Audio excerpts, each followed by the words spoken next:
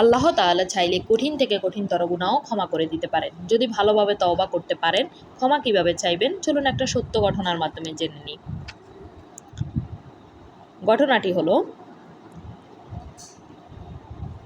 ফকি আবুল্লাইস রাহমাহুল্লাহ বলেন, একদা এক ব্যক্তি সাংঘাতিক একটি গুনাহ করে আল্লাহর নিকট ক্ষমা পাবে কিনা এ ভয়ে কাঁদতে কাঁদতে হযরত মুহাম্মদ সাল্লাল্লাহু আলাইহি সাল্লামের নিকট আসে।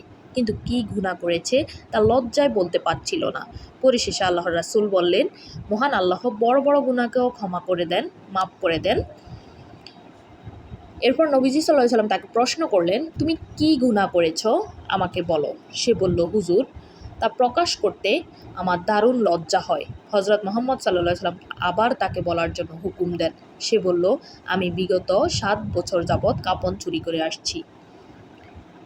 কিছুদিন পূর্বে একজন আনসারী যুবতীর মৃত্যু হয়।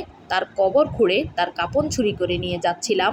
এমন সময় শয়তানের কুমন্ত্রণায় আমি তার সাথে জিনায় লিপ্ত হই।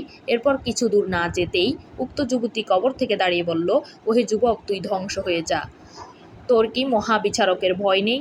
তিনি তো মজলুমের পক্ষ হয়ে জালিমের প্রতিশোধ নেবেন। তুই আমাকে অসংখ্য মৃত ব্যক্তির সামনে লজ্জা দিলি এবং আল্লাহর সামনে আমাকে অপবিত্র অবস্থায় দাঁড় করালি। একথা শুনে হযরত মুহাম্মদ সাল্লাল্লাহু আলাইহি ওয়াসাল্লাম সঙ্গে সঙ্গে তার ঘাড় ধরে বের করে দিলেন এবং বললেন, হে ফাসেক, তুই তো জাহান্নামে যাওয়ার কাজ করেছিস। এরপর যুবকটি আল্লাহর নিকট তওবা করতে করতে বের হয়ে গেল। দীর্ঘ 40 দিন ধরে আল্লাহর কাছে কান্নাকাটি করার পর দোয়া করলেন, হে আল্লাহ, মুহাম্মদ, আদম ও ইব্রাহিমের আল্লাহ, তুমি যদি আমাকে মাফ করে দিয়ে থাকো তবে এ সংবাদ হযরত মুহাম্মদ সাল্লাল্লাহু আলাইহি সাল্লাম ও তার সাহাবীদেরকে জানিয়ে দাও। আর যদি মাফ করে না থাকো তবে আসমান থেকে অগ্নি বর্ষণ করে আমাকে পুড়িয়ে ছাই করে দাও এবং আখিরাতে তোমার শাস্তি থেকে বাঁচাও।